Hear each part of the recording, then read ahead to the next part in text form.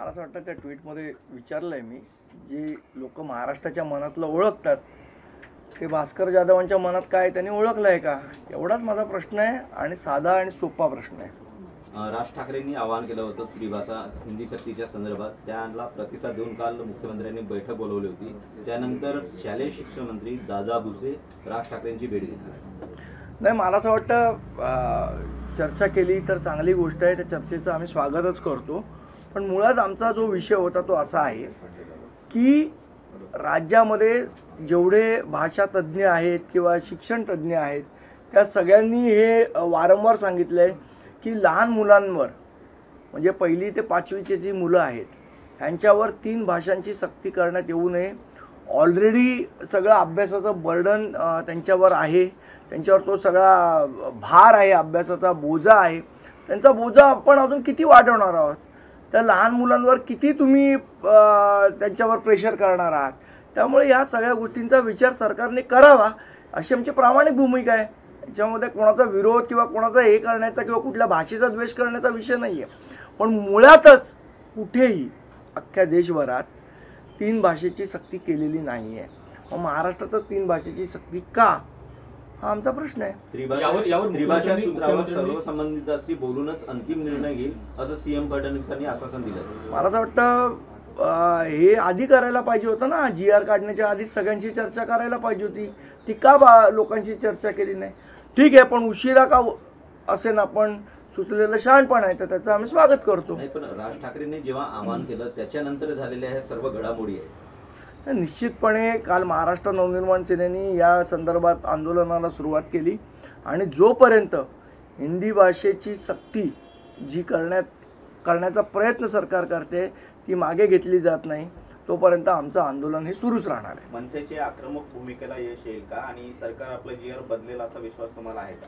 तर मला माहीत नाही सरकार काय करेल ते, पण आमचं आंदोलन हे जोपर्यंत ती 3ऱ्या भाषेची सक्ती मागे घेतली जाणार नाही तोपर्यंत आमचं आंदोलन हे चालूच राहील. सरकारनं 2 GR मध्ये शब्दांचा खेळ केलेला आहे. म्हणजे जी पहिला सक्ती होती ती दुसऱ्या GR मध्ये कुठेतरी अप्रत्यक्षरित्या. बघा, याच्यामध्ये जो खेळ आहे सरकारचा तो असा आहे. पहिले होतं की सगळ्यांनी 3री भाषा पहिले तर असं सरकार म्हणतंय की NEP मध्ये असं म्हटलेलं आहे. मुळात NEP मध्ये असं म्हटलेलंच नाहीये. सरकार असं म्हणतंय की NEP मध्ये म्हटलंय की 3 भाषा शिकवाव्याच लागतील. असं कुठलंही कंपल्शन NEP मध्ये नाहीये. NEP मध्ये स्पष्ट म्हटलंय की 3री भाषा शिकवायची की नाही शिकवायची याचा निर्णय राज्य सरकारने तिथल्या संस्कृतीप्रमाणे घ्यावा हे स्पष्ट म्हटलंय. मग आमचं म्हणणं आहे की आज गुजरातमध्ये अशी सक्ती केलेली नाही, आज उत्तर प्रदेशमध्ये अशी सक्ती केलेली नाही, आज मध्य प्रदेशमध्ये अशी सक्ती केलेली नाही, आज तामिळनाडूमध्ये अशी सक्ती केलेली नाही, आज कर्नाटकमध्ये अशी सक्ती केलेली नाही, आज पश्चिम बंगालमध्ये अशी सक्ती केलेली नाही, महाराष्ट्रातच का, हा आमचा मूळ प्रश्न आहे. या प्रश्नाचं अजूनही कोणीही सरकारमधनं उत्तर द्यायला तयार नाही. ते काय म्हणतायत की आम्ही अनिवार्य शब्द काढला. तुम्ही अनिवार्य शब्द काढला तो हिंदी सक्तीचा अनिवार्य शब्द काढला, पण आमचं म्हणणं होतं की 3री भाषा अनिवार्य हाच शब्द आपण या GR मधनं काढावा. शब्दांचा खेळ होऊ शकतो पुढे चालून जर असं नाही झालं तर. मला माहीत नाही. आता ठीक आहे, आता खेळ खेळायचेच आहेत सरकारला तर त्यांनी राजकारणातले खेळ खेळावेत, लहान मुलांच्या आयुष्याशी खेळू नये एवढंच आमचं म्हणणं आहे. विद्यार्थ्यांमधील असमानता दूर करण्यासाठी त्रिभाषा सूत्र स्वीकारलं असं आशिष शेलार म्हणतात. कुठली असमानता? इतर राज्यांमधील जी भाषा असेल किंवा काल त्यांनी जी पत्रकार परिषद घेतली त्यामध्ये त्यांनी म्हटलंय की अन्य शिक्षण मंडळ असतील किंवा अन्य माध्यमांच्या शाळांमधील किंवा अन्य राज्यांमधील ज्या शाळा आहेत आणि आपल्या राज्यातील शाळा आहेत कुठेतरी विद्यार्थ्यांमध्ये असमानता येऊ नये म्हणून ही कसले मला एक समजत नाही. याच्यात हिंदी भाषा येऊन कुठली समानता साधली जाणार आहे हे तर आम्हाला समजावं एकदा. आणि हिंदी भाषा न आल्यावर कुठली असमानता येणार आहे की बाबा हिंदी भाषा शिकली तर काय तुम्हाला नोबेल पुरस्कार मिळणार आहे का? तुम्ही आणि आपण 5वीपासून शिकलो ना हिंदी भाषा. तुम्ही करताय ना हिंदी चॅनलमध्ये पण कामं. कुठली असमानता आहे? हे बघा, जर एखाद्याला एखादी भाषा शिकावीशी वाटली त्यात गैर नाही, पण तुम्ही जे कंपल्शन करता की 3री भाषा पहिलीपासून शिकवा ह्या गोष्टीला आमचाच नाही तर महाराष्ट्रातल्या साहित्यिकांचा महाराष्ट्रातल्या कलाकारांचा, महाराष्ट्रातल्या जे शिक्षण तज्ज्ञ आहेत त्यांचा, या सगळ्यांचा विरोध सरकारने लक्षात घेतला पाहिजे. एवढं असंवेदनशीलपणे वागून सरकारला चालणार नाही. हिंदी भाषेचं समर्थन करताना हिंदी भाषा ही पर्यायी भाषा आहे असं स्पष्टीकरण देताना पाहायला मिळते. पर्यायी भाषा म्हणून हिंदी भाषेचं नाही, पण मुळात तिसरी भाषेची गरज काय आहे? आमचा मूळ प्रश्न हाच आहे, पहिलीपासून तिसऱ्या भाषेची गरज काय? आतापर्यंत आपल्या शिक्षण पद्धतीमध्ये आपण 2 भाषा शिकत होतो, आपल्याला कुठे अडचण आली का? आता आडमार्गाने ही हिंदी सक्ती करायची गरज काय आहे, हा आमचा मूलभूत प्रश्न आहे. हिंदी का हवी यावर ते बोलताना कोठारीचा जो अहवाल आहे 64, 66 आणि 68 सालचा, त्यामध्ये हिंदी का महत्वाची आहे त्याचा त्यांनी अहवाला देत म्हटलं की कोठारी म्हणजे ब्रह्मदेव नाही ना की ते म्हणाले ते सगळं बरोबर असेल. आमची शिक्षण तज्ञ त्यांनी रमेश पानसेंचा पण अहवाल वाचावा, कोठारींचाच कशाला, पानसेंचाही अहवाल वाचला तरी त्यांना कळेल काय आहे त्याच्यामध्ये म्हटलंय ते. काल तुम्ही टीका केली होती, संड हा शब्द वापरला होता तुमच्यावरती. सर, मराठी हिंदीचाच एक मुद्दा आहे. विरोधकांकडून असं सांगितलं जात आहे, आरोप केला जात आहे की ही सवय झाली आहे का मनसेने एक मुद्दा उचलायचा आणि मग सरकारने त्याच्यावरती परत रिप्लाय बॅक करावं. बघा, मुद्दा जेन्युइन असेल तर सरकारला रिप्लाय बॅक करायचंच आहे. मग तो कोणी उचलला, मनसे असो उबाट, आता ते लोक मुद्दे उचलत नाहीत, त्याला आम्ही काय करणार? सामनामध्ये अभिलेख आलाय हिंदीचे मास्टर फडणवीस सामनामध्ये. बोल बच्चन लोकांनी, आम्हाला सध्या गरज आहे, मराठी माणसाला गरज आहे रस्त्यावर उतरून आंदोलन करायची. बाकी बोल बच्चन लोकांबद्दल काय बोलणार? संदीपजी, एक प्रश्न विचारावासा वाटतो तो म्हणजे आता हिंदी भाषेचा मुद्दा मनसेनं एकदम आक्रमकपणे लावून धरलेला आहे. मराठीचा जेव्हा मुद्दा येतो किंवा मराठी कलाकारांचा जेव्हा विषय येतो, मराठी कलाकार जेव्हा अडचणीत असतात तेव्हा ते मनसेकडे येतात किंवा मनसे त्यांच्या पाठीमागे उभे राहते. मराठीच्या मुद्द्यासाठी एकही मराठी कलाकार समोर येऊन ठामपणे भूमिका का मांडत नाही? अगदी हातावर मोजण्या इतके 2-3 कलाकार सोडले तर मराठीचे अनेक कलाकार आहेत जे मनसेच्या अनेक कार्यक्रमामध्ये आम्हाला पाहायला मिळतात, मात्र ते यावरती आपली भूमिका मांडत नाहीये. दुर्दैव आहे महाराष्ट्राचं.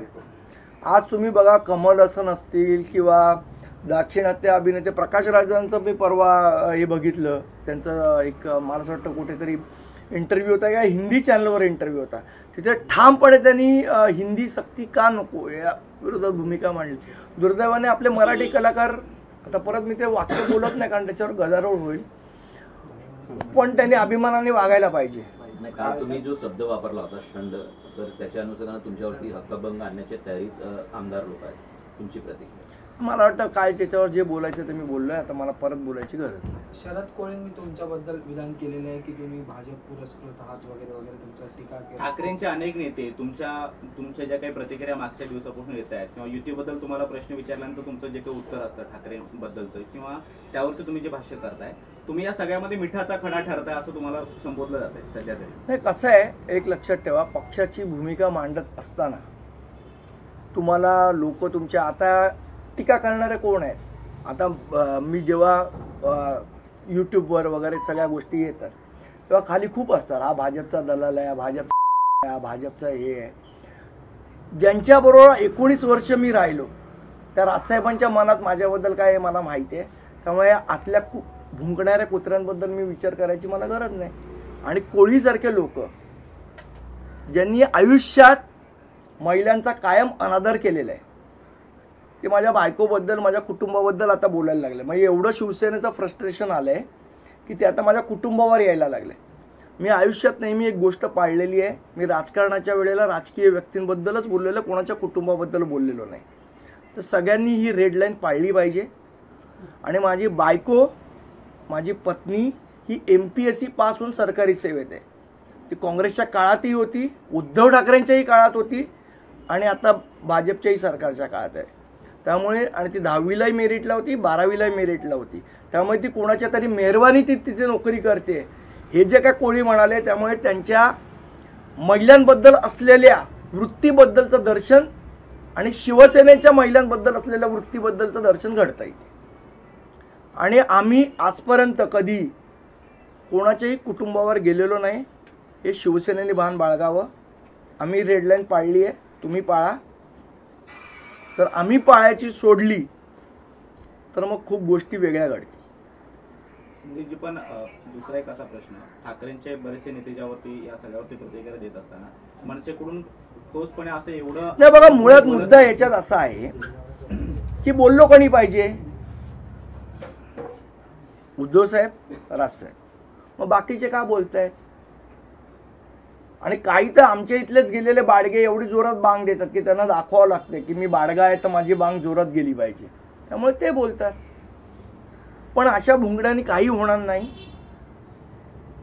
जोपर्यंत दोन नेते एकमेकांशी बोलत नाही तोपर्यंत ही घटना घडू शकत नाही.